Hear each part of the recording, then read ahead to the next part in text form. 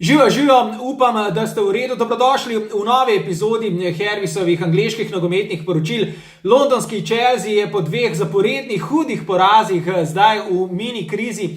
Toda zdi se, da se bodo na prihodnjih dveh tekmah, torej še pred velikim spopadom z Barcelono v Ligi prvakov, Chelseajanci le spravili skupaj oziroma prišli do novih nujnih zmag in z njima do sveže sape.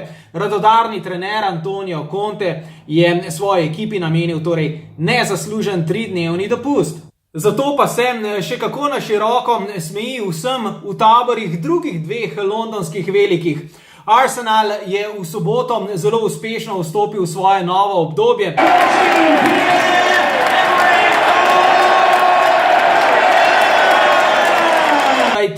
Nasprotni Everton je bil ekspresno pogubljen. Arsenal 5, Everton 1.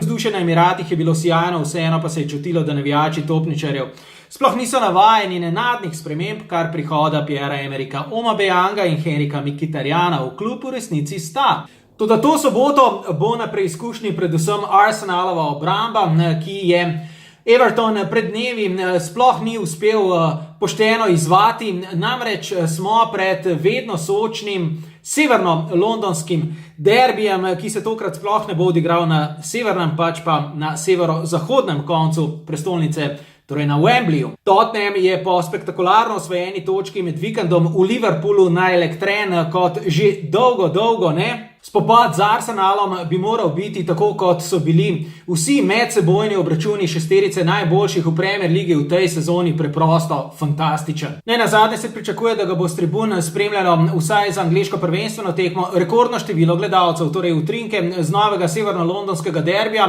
lahko pričakujete že v našem novem srečanju, že čez teden prav tu na Hervisovem Facebooku. Do takrat pa vas iz Londona, ki je že v vročem pričakovanju, lepo pozdravljam Matjaž Ambrožič. Čau!